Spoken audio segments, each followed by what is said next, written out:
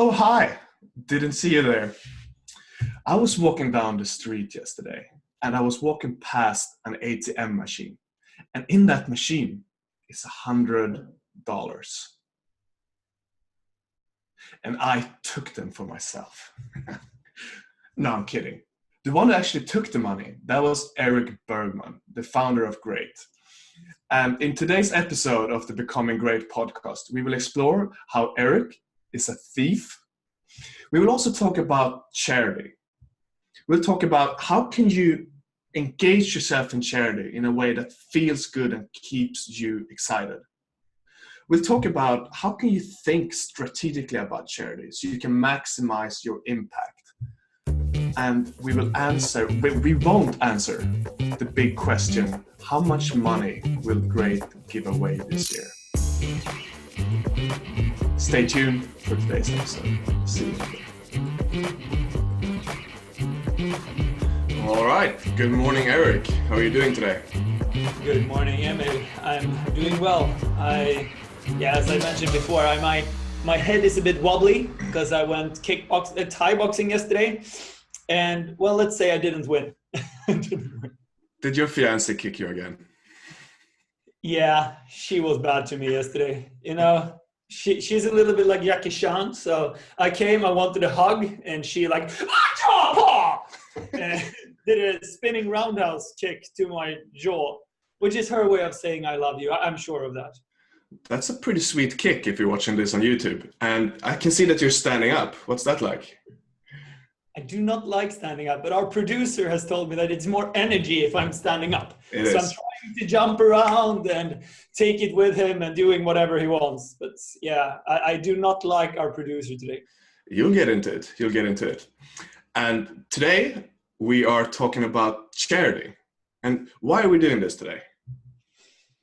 So the reason of charity, it's complex and we can be looking at so many different directions. But yeah. The main reason would be that we would like to explore what we know and what we don't know about this topic, because it will be such an essential part of what Great is doing. And we want to understand more about it ourselves, as well as explaining about the things that we have understood, so that there will be a way to go back and see, okay, so how did we think about Great at this time? How do we think about charity at this time? And then why did we do the decisions that we wanted to do? Yeah. So it's the overview part of this. To elaborate a little bit more on it, and we'll get back to that further into the episode.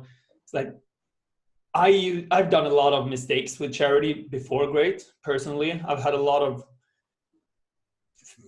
prejudices about what charity is and can't be. And whenever I talk to people or whenever I hear about it, everyone seems to have an opinion about charity, and it's a tricky topic because it's loaded with all kinds of emotions like guilt and anger and all kinds of things. I think it's an interesting topic to try to elaborate on and try to understand and kind of unfold where do we stand on this. Why do you want to talk about this?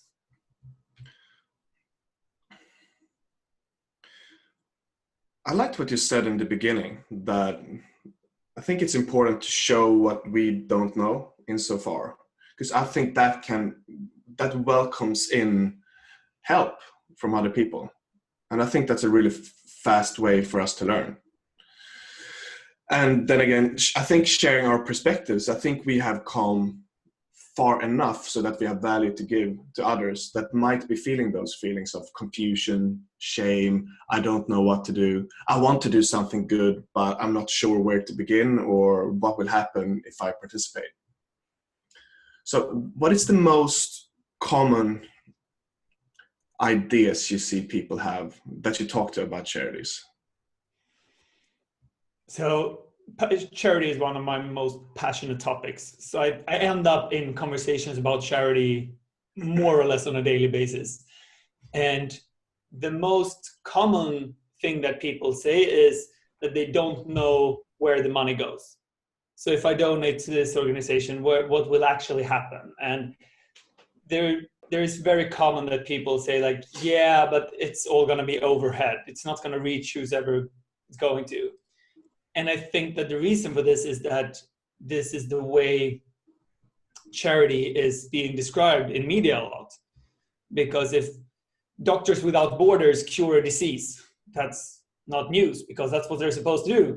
But if they go to a brothel, then that's big news. So that will be all over in the newspapers. And this is what people see, unfortunately. And the same goes for me. I've I've definitely had this relationship to charity for a big part of my life. I mean, what's been your relationship to charity before this? I can very much recognize myself in what you're saying. Because when I was way back, when I was a teenager even, I wanted to do something good for someone else. Part of that was so I could feel good, sure, but I genuinely wanted to help people. So from when I was a teenager, I donated anything between $5 to $50 a month to different kind of mainstream charity organizations. When you say teenager, is that 13 or 19 or everything in between? 13, something like that. Yeah. Oh, that's really young. It's really young. But it was like 100 kroner a month or something. And it could be that me just giving some change here and there to collectors, stuff like that. So it wasn't big money, but I wanted to do something nice. That was most of my attentions, the way I remember it. Where do you think that drive came from? I mean, if you started already at 13, I guess most people in your school did not do that. I didn't do that. I don't know. I think that drive to be nice and to help out is a core need in a lot of humans. And that sort of came out of me on a good day, I guess. It's beautiful. And it felt good to me too, to do it. I'm trying to recall whenever I donated to something the first time, where I actually made the decision of donating my own money. And maybe I donated like change in some store or to some homeless person outside somewhere. But when I actually made the active decision of donating somewhere to some organization, I think I was probably 23, 25, somewhere like that. So you were 10 years ahead of me. You know, what happened too was that my parents always gave like $50 a month each to different organizations. And then I think I wanted to participate. They invited me to participate. And then I gave maybe $10 out of my weekly allowance to that organization too. Yeah, that's interesting. This brings things to mind. So my family has always donated, proportionately a lot of their money to different charity organizations. So this is something that I believe should have stuck with me, and I was not there.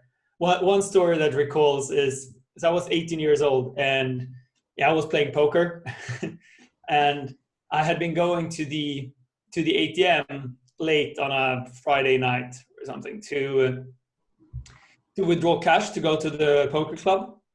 And there were, I don't know, 1,500 kroner, so about 150 euros in the ATM. So no one had taken the cash. And maybe 1,000, I don't remember. So someone had forgotten them. And I was like, cha-ching, winning. And so I took that money and I went playing with it. I don't know how it turned out. But then I told my father about this story when I came home. And he got so disappointed at me for keeping that money and not trying to find the owner. And I was like, no, that's my money. And I remember feeling guilty for doing what I did. At the same time, I felt that was my decision. And at the same time, I felt like I really didn't want him to get involved with this. And I regretted that I told him. Mm. And he ended up calling the bank. And apparently the bank has cameras on all the ATMs, so they could see who had done that withdrawal before me. And they could obviously see which bank account that was withdrawn from. So my father paid this person back.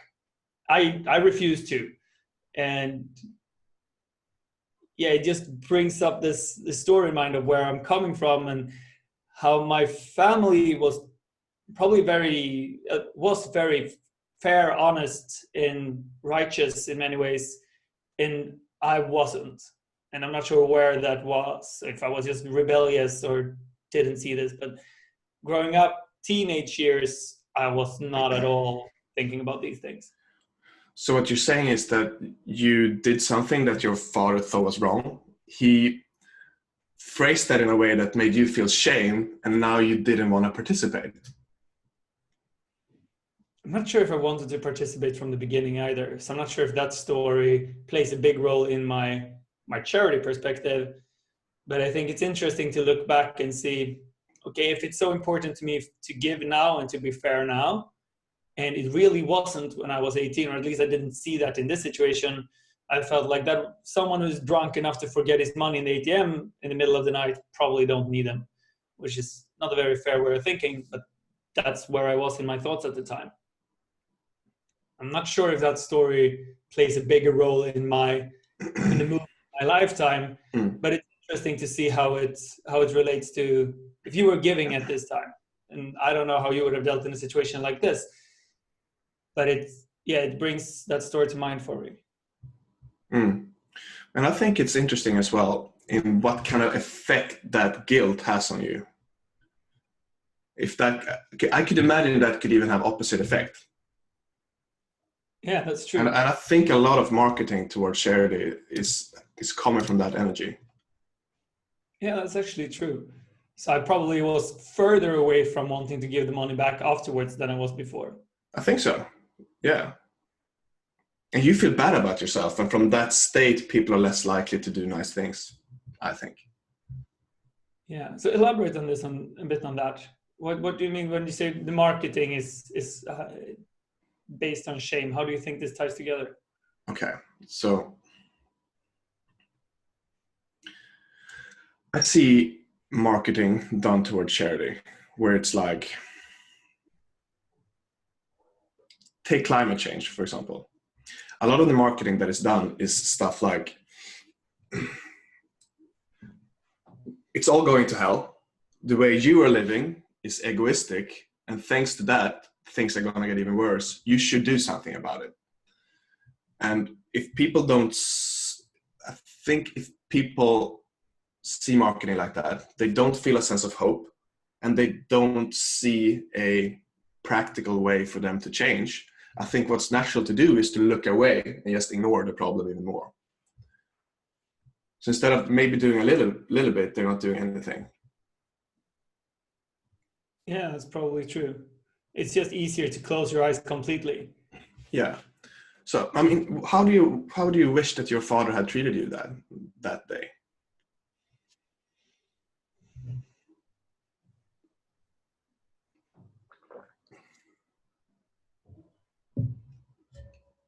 Well, at the time, I wished that he would just had said, wow, congratulations, and wouldn't make a bigger fuss about it than that. That was Eric, 18 years old, that didn't want to consider this more. Going back, if I could stand next to my father today and whisper in his ears, I would have wanted him to take a neutral position in this and elaborate on why I felt that I deserved that money for finding them. Or getting to the core of that. Okay, so why is it that, who do you think, I would probably start there. Who do you think forgot this money?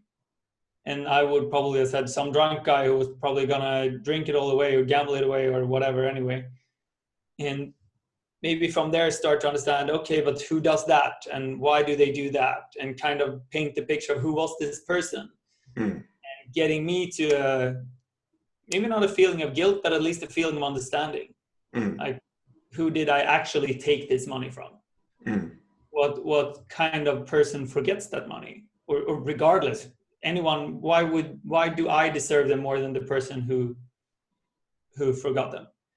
And helped me to get to that conclusion rather than anywhere else. I think that's key. So help you think instead of telling you what is right. Yeah. Because that is listening the shame. Now, what if he would have taken an approach that would have been saying, okay, you found this money. The universe gave it to you. If that is what you think. What can you do to give something back? And then help you be creative in that way. Yeah, that would be an interesting way of doing it. Yeah. So Maybe I felt that the person who forgot the money didn't deserve the money in a sense, and the universe said that it's better with me, but then I should do something good with them. I should not take them to the poker club. yeah. Yeah. Or taught you a little bit about effective charity. Right. If you take a little bit of that money, you can do a lot of good.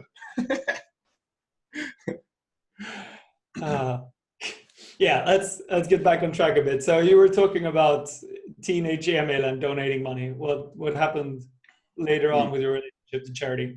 Can I say I will tell you that, and can I just say that I'm glad you shared that story, because I think that's a microcosm of what some things that I see failing in the casino industry, charity industry. That shaming. Oh, the shaming, yeah. Yeah, I see that's a big fail that charity is doing. And yeah, you can't lump all charity into one thing, but I think if you can overcome that, if we in Great can overcome that feeling of shame, I think that's one of the better things we can do in our communication when it comes to charity. Yeah. And that for me is one of the bigger reasons why I want to improve my skills in this topic and improve my communication in this topic. Yeah. I think about why is shame is such a big part of the marketing then, or things around it. It's one out of two things that I can see. First one being that's the first idea that pops into anyone's head. It's so easy to show the planet Earth turning into fire, and it's dramatic, or a child suffering from starvation. It's the obvious thing. So either it's that, or it's actually the most efficient way, at least short term, that if you give someone enough guilt, they might donate money and then be able to look the other way. And it becomes an efficient strategy short term, but I don't think that anyone would come and look back because they came from, I would probably donate and then look away. I don't think I would come back to see the results, to do these kind of things. And on the other hand, I wouldn't feel inspired to want to donate more because I would associate that donation with a feeling of guilt rather than a feeling of accomplishment, or I did something good or whatever. Yeah. So if your dad forces you to give that money back to that drunk guy, you will do that once and then you will never want to touch it again. But if he would have taught you next time. Yeah, and if he would have told you, okay, how can we use this as an opportunity to see how you can be more generous in your life? Maybe that would have gotten you good emotions and you would have liked to do it again. Yeah, it's interesting. I don't remember what happened after that. I remember my father giving the money back. I don't think he never forced me to do that. And I don't think I did, but I'm not sure. It's a long time ago. But it's an interesting anecdote, and it kind of ties into charity, or at least doing the right thing. I think so. Yeah. You were asking me a question before. Yeah, so you started telling about teenage years of charity and donating, and then we kind of took a sidetrack from there. That was a little bit of a sidetrack, yes. I thought it was interesting. That's what I wanted to say. Yeah, so I was donating small amounts to these different kind of mainstream charities. And my main problem with that was that I couldn't see or touch or understand what was actually happening with the money. The one I liked the most was when we donated our family to one specific child. So we helped one person with recurring donations, and we could see how she did in school, etc., etc. And that was actually the only time where I enjoyed that I could see what was happening with my money. And after that, when I was around 19, I started to make good money from poker. And I remember that I felt that I wanted to give some of this money back somehow, because I realized I'm not doing anything good for anyone playing. But that feeling of, okay, I don't know what's going to happen with this money was too strong. So I guess I wanted to wait for a better opportunity. Can I stop you there for a second and just elaborate on? Yeah. Do you think this is your rational mind giving yourself excuses afterwards, or do you think this was actually the reason? You understand the question? Were you actually looking for reasons not to do this? I think it was,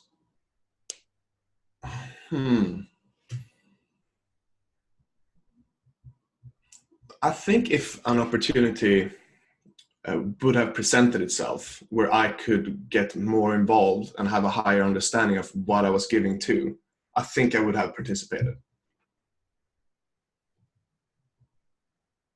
Yeah, I think it's interesting because going back to the ATM story, my mind was just looking for arguments for not to give the money back. I wouldn't even, so if I could come up with arguments for that, I would stick with them. And if I would find arguments for the opposite, I would probably swoop them under the rug and see this. So that's just why I'm asking if you honestly feel that that was the reason, or if somewhere you actually wanted to keep the money for yourself and then it made more sense to have those excuses. I think it was both. And I think if an opportunity good enough would have presented itself, or if I had more understanding, I think that feeling would have been stronger than the feeling of wanting to keep the money for myself. When I was 24, 25, an opportunity did present itself. And that was my high school buddy, Torsten. He came to me and he had a project that he wanted to start because he had been studying in Ghana. He had been doing a project there. And now he wanted to start his own charity project where he would collect laptops and money from Swedish people and companies and then send them down to Ghana and do IT education for children. And I had a good feeling about this for many reasons. First, I really trusted Torsten. I knew he was a good guy. I knew that from the moment, since I known him, I know that he's really cared about other people. He's a very left politician, and he really, really wanted to help. So I know that this is a good guy. I can trust him, and then I'll have an opportunity to see what my money is actually doing. So at that point, I felt, all right, now I want to participate. This is an opportunity to give back from poker that I want to participate in. Yeah, that's interesting. So one thing is Ghana, that's a poor country in Western Africa, for anyone who didn't know that. I didn't know that a couple of years ago. And one thing that it's very interesting that you touch upon here is also like trust. That was the thing that you really had. I really trusted him. Probably the biggest challenge for charities then. So if it's a very common answer that people say, yeah, I don't trust them, I don't know where my money goes. And you were kind of saying the same thing about your teenager. Yeah. Like, I don't do that. So what made you trust Torsten? That you had a long relationship together, or how did I could trust him, and I think trust and understanding. So if I were to give that money that I gave to Torsten to Doctors Without Borders, I have no idea what's going on. I just have no emotional connection to it because it feels like the money's going out in a black hole. Yeah, because it's such a big organization. Yeah, and if I had done my research, I would have felt differently, I think.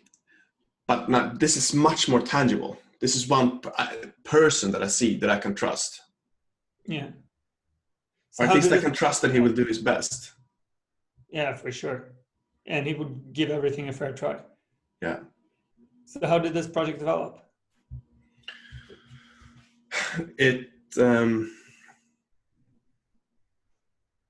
I was impressed by how it developed.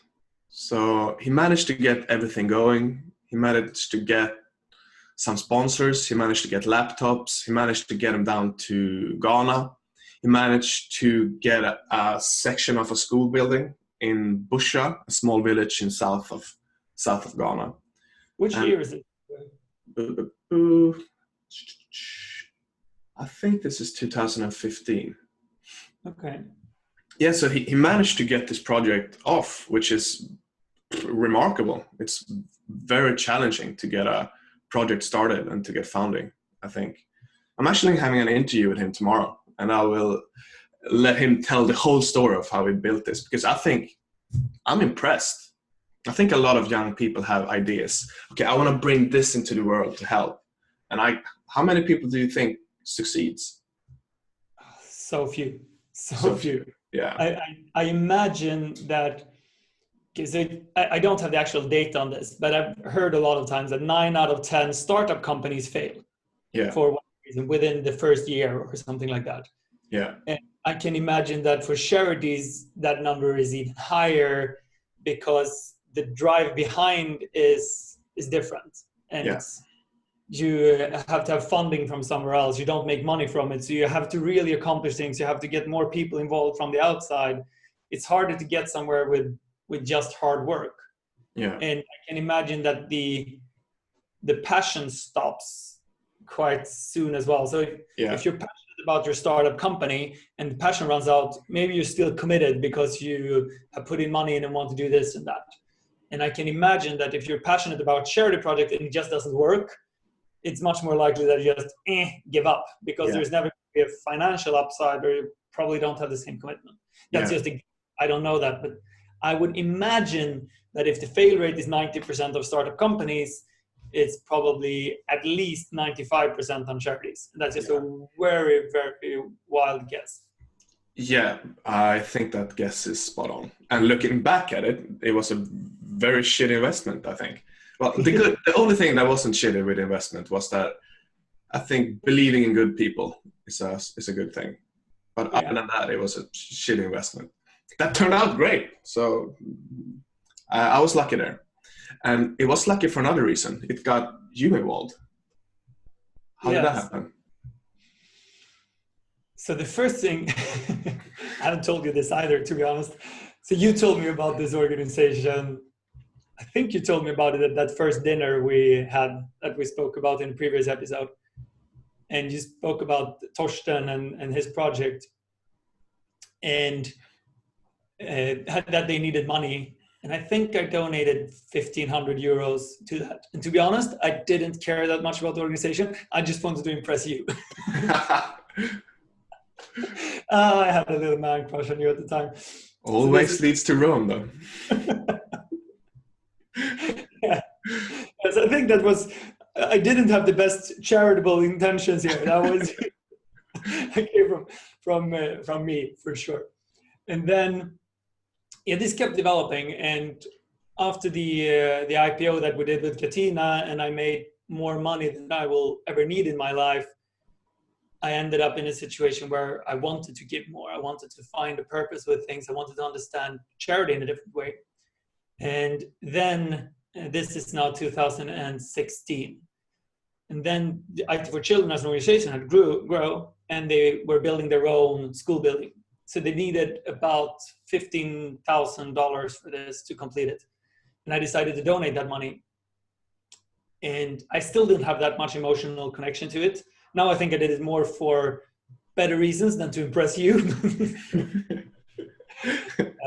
And we went down there early 2016. You and me and Johanna, my fiance, to go to the celebration, the opening of that school building when it was finished.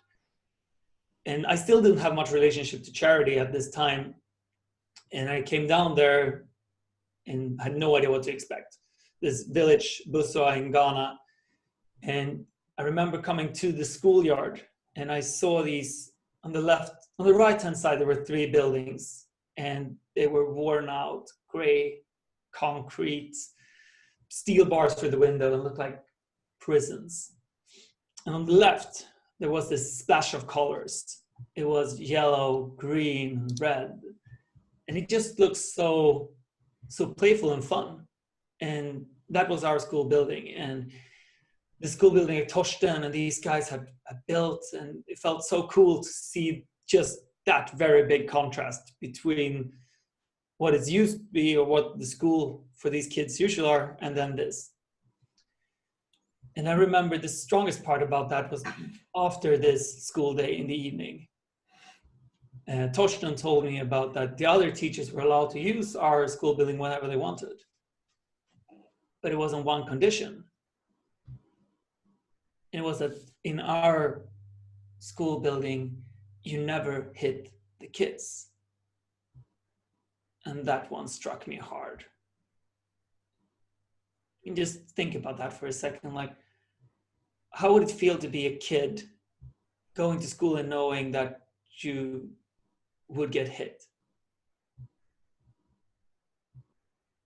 What would that do to your eagerness to learn or relationship to grown-ups, to life, to authority?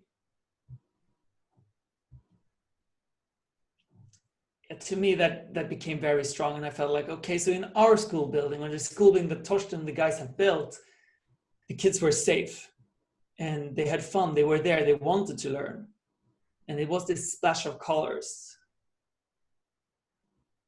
And with that, I felt like, wow, I want to help, I want to contribute, I want to make the world a safe place where kids, or grown-ups for that matter, don't have to worry about these things.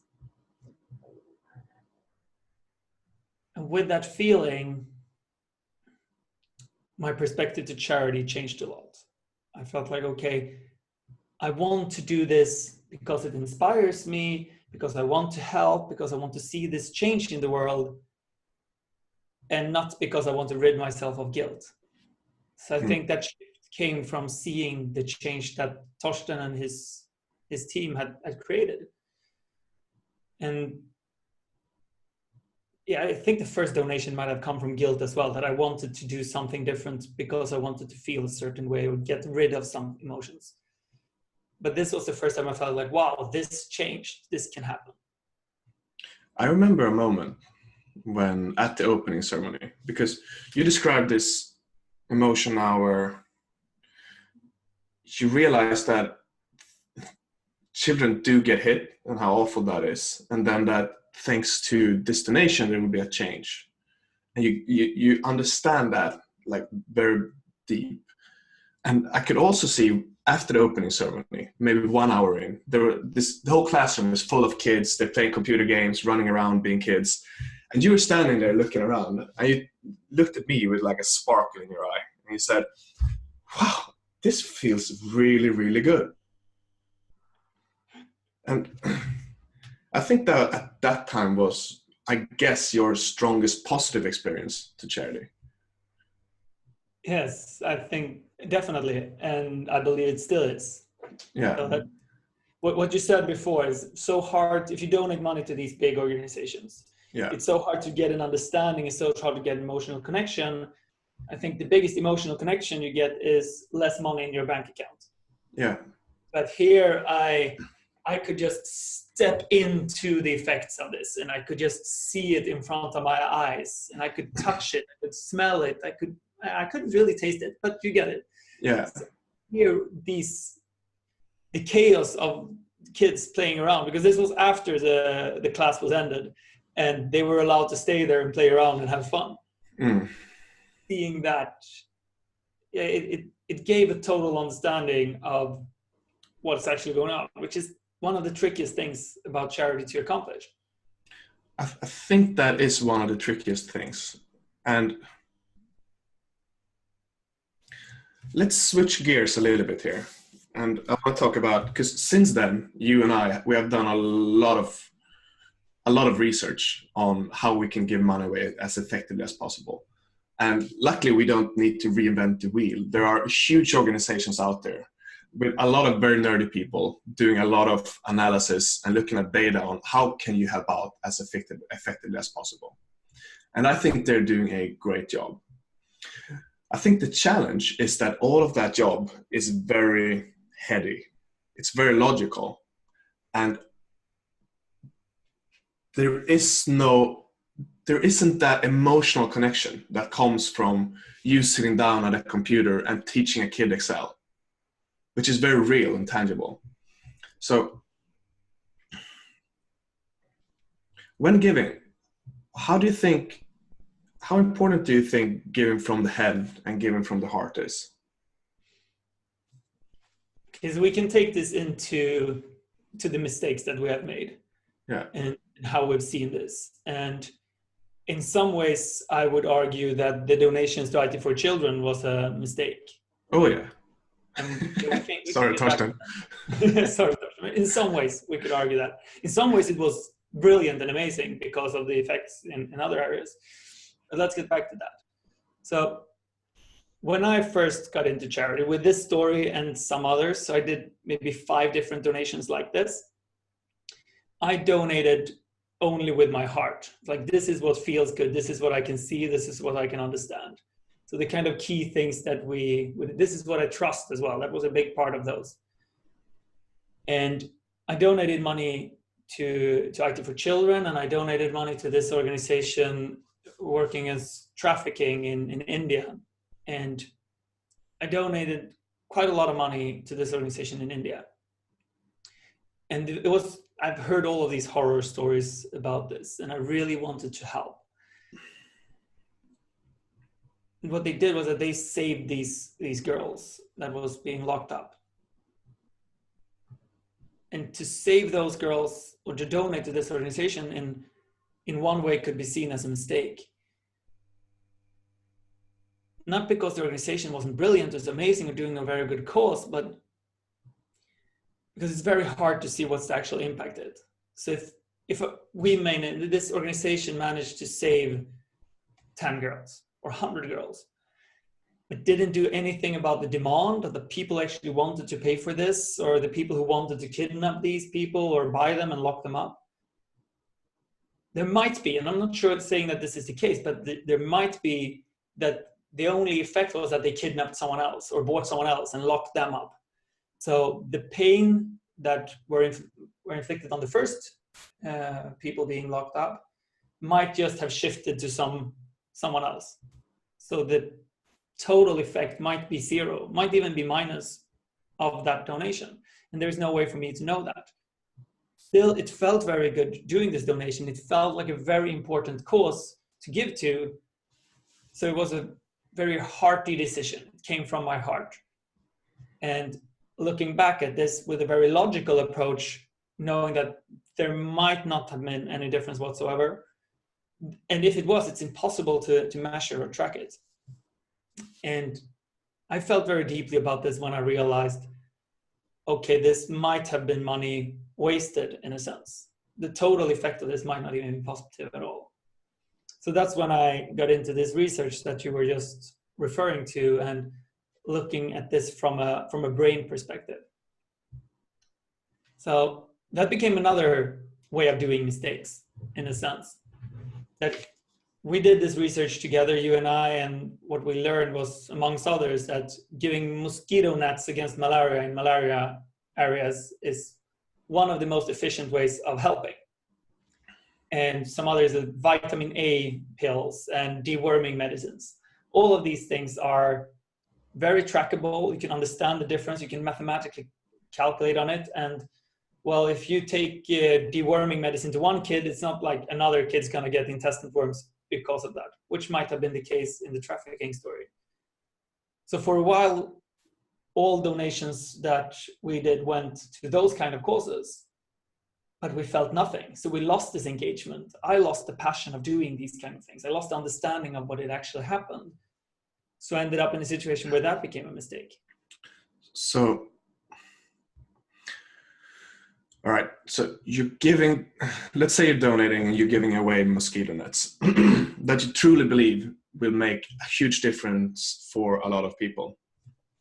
What is it in that you think that made you lose the emotional connection? Is it that you can't see it? You can't really understand it? What do you think? I think there's several things. So if we just paint 2 pictures in our head. Yeah. The first one is a child being locked up, can't even stand up because it's such a small cell that they're in. And there is a grown man coming in there. I'll just leave it at that. And the other is a family, and they have a mosquito flying around. Just seeing those 2 pictures, who do you want to help? Yeah. it's a very, very easy choice. Yeah. And that picture gives an emotional connection to those kind of stories. So since the only thing that happened, is that the family in the first scenario was save a child from hell on earth. In the second scenario, you will give someone a mosquito net that might make a difference. And mathematically, that will make a lot of difference.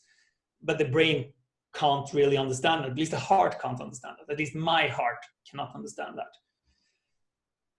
So I think that we're giving to something that have less vivid images. It makes it harder to grasp. Connect to, harder to talk about. If I'm talking to someone about how passionately I want to save these kids from rapists, then everyone's gonna be very connected to that, and I'm gonna have a strong social bond with someone about this, and probably I'm gonna have a strong social status from caring about these things. Yeah, I mean, just when you tell that story about a girl that can't stand up, it's almost impossible not to listen to you. Yeah. But when we talk about numbers, it's easy to zone out, and it's hard to understand. Yeah. So, and this is me being a very mathematically and logical driven person, and I still can't make that connection strong enough to feel engaged. Yeah. I remember, as I donated money to these organizations, to Against Malaria Foundation, which is known to be one of the most efficient organizations to give money to if you want to make a difference in terms of numbers of lives you save per dollar. It's a great organization. And I remember donating money to them and telling my mother about this. And she didn't give me much credit about it. And I remember feeling, she should have given me, she should have cared more, this kind of feeling within me. And I sat with that feeling for a while. And after a while, I realized it's not her job to give me credit for this. I'm not even giving myself credit for this. I can't relate to this enough to say, pat myself on the shoulder and say, good job, Eric.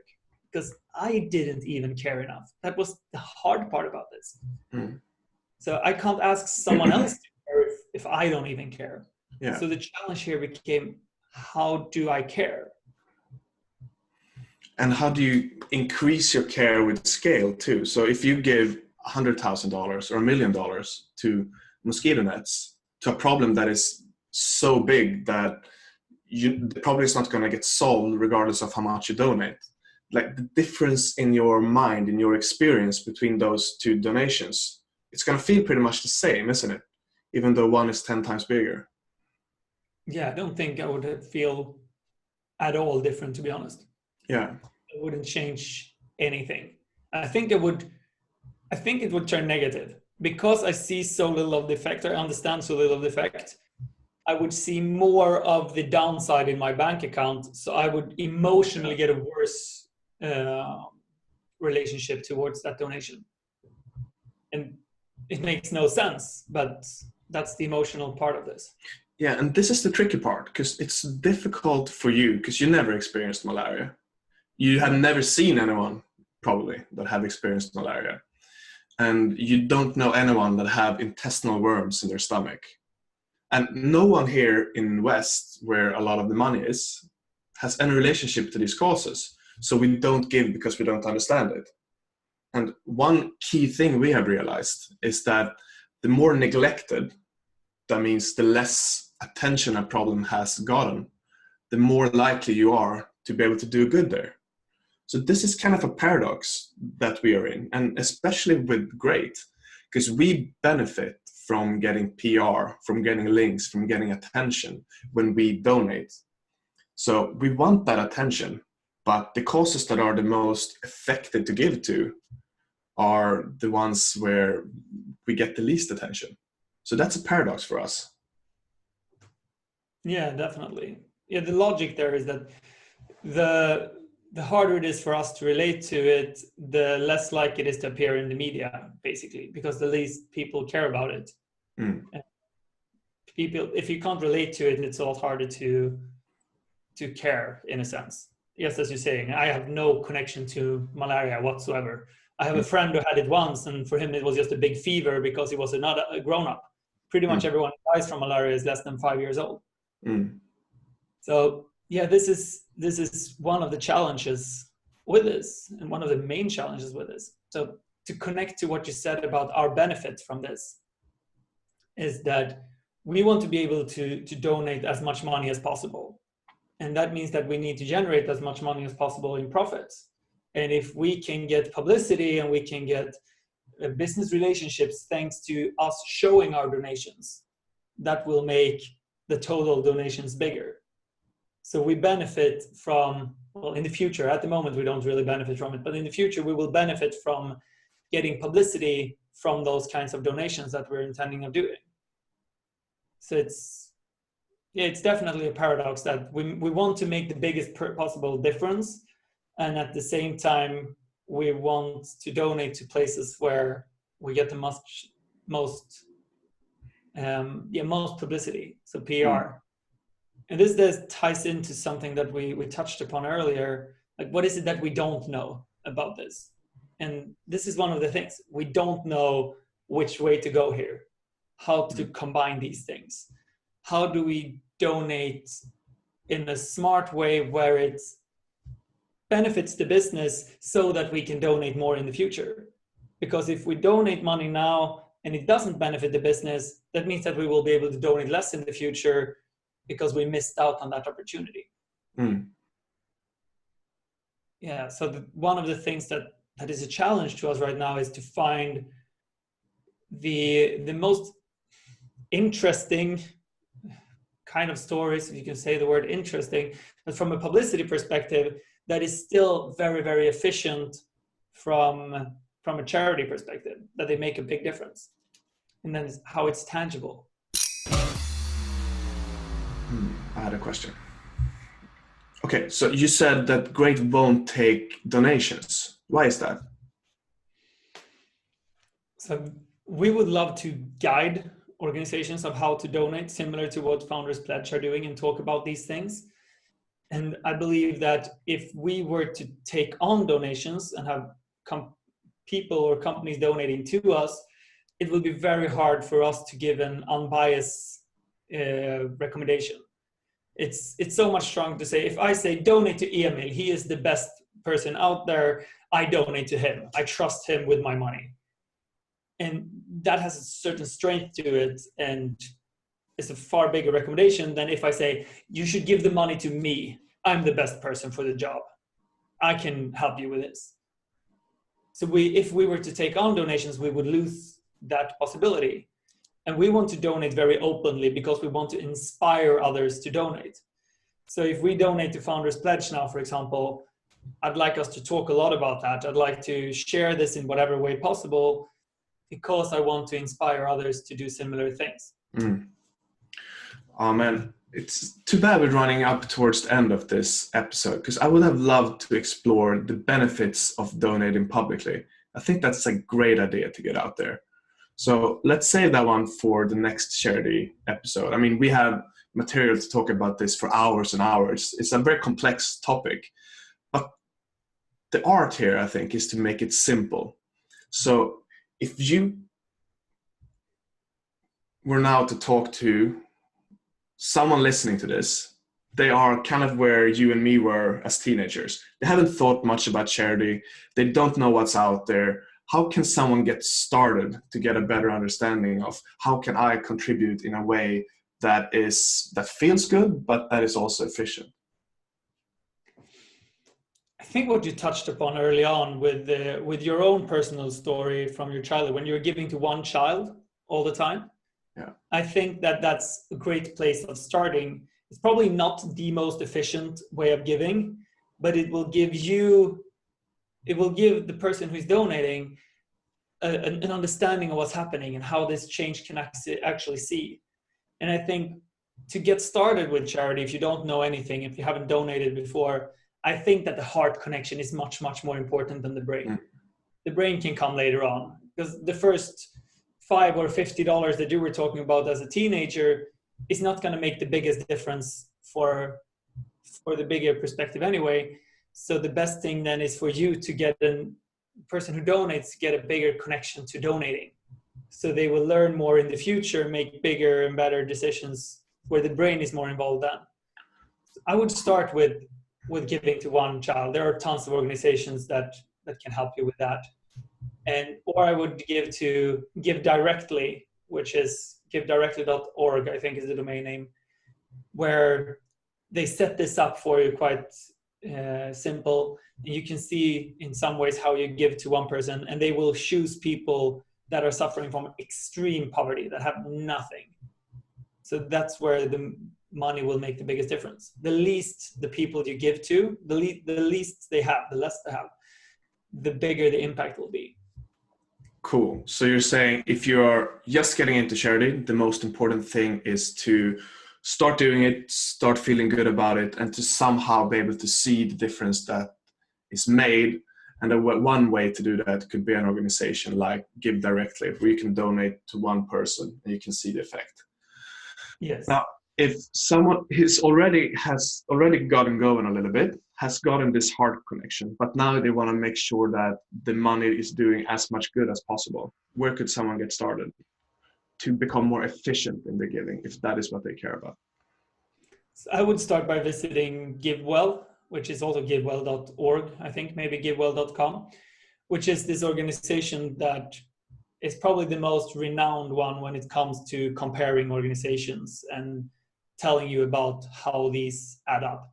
So they have a top list of these are the 10 most efficient organizations according to their parameters. And they are very focused on statistics and data, and things can be proven, these kind of things, which is a very good first step into understanding these things. And there are an author, a professor called Will MacAskill that has done a lot of research and is a big part of this. He's also written the book Doing Good Better, which is a very well spent time reading. And he's been on the Joe Rogan podcast and the Ted Ferriss podcast, and he's done a TED talk. So Will MacAskill is a good person to donate to get a first understanding about, a good person to research to get a first understanding about how to donate. And I would start with that TED talk. That's 20 minutes and easy way to get the first understanding. That's a good start. I also like that book, and I recommended it to some friends that have almost no knowledge of charity, and they really liked it and said, I think this guy, it's logical, I can understand this, and it's good storytelling in the book.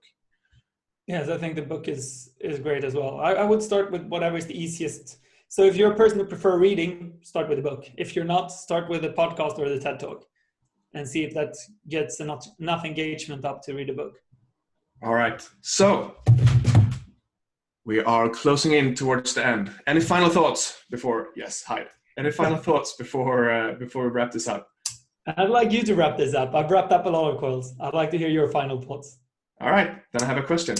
When was the last time you did some really random act of kindness? Or can you come up with one right now that you will do? So I'm trying to smash the ball back to you and you're smashing it back to me. So I'm going to ask you, when was the last time you did a random act of kindness? And you can come up with something you should do. Smash! I'm seeing a girl, and her jaws were clenching. She had problems with her jaws, and I thought, the Dr. Emil knows what's up here. She needed magnesium, so I bought her some magnesium, and I bought her a lottery ticket because she won at the lottery 1 year ago and has been bragging about it. And the magnesium solved her jaw pain, and she won $100 on that lottery ticket and bought a cat for that money. So that was kind of like Torsten's idea. She named the cat Emil. She should have done it. She should definitely have done that. Yeah. All right. So that was like the donation to Torsten's charity. Sometimes when you do nice things, you become really lucky. I'll have one as well. So, something I've recently started doing, probably going back to how my father was behaving. So when I was a kid, whenever we went to the beach, my father started cleaning the beach, taking up other people's garbage and throwing it away. And I felt shame of him doing that. I felt like, Dad, people see you, don't do that. And now I realize that I do that quite frequently. And now lately I've actually put it into a system. So So I go for garbage picking walks, and I've done this now quite a few times, and I realize it puts me in a good mood. So some things that changes my mood is, well, exercising or walking, fresh air, music, and doing things for other people, as well as doing things where I can easily see the result of it. So I walk along the beach, I pick up all the garbage I see, I listen to music, I get some exercise, I get some fresh air, I kind of dance around a little bit, and I can easily see like, hey, I made this difference for someone else. So it works very well to just do it like that. It's my teeny tiny charity garbage walk thing. I can highly recommend it for anyone who is in a shitty mood. Go out and pick up some garbage. That sounds like fun. And if you want to have even more fun, if you see someone drop a piece of candy paper or something, pick it up, run over to them and say, hey man, you dropped your thing here. And see the shame in their eyes. It's just like your dad did. All right, let's wrap this up. Nice talking to you, Eric. Thank you. Have a lovely day, my friend. Ciao. Ciao.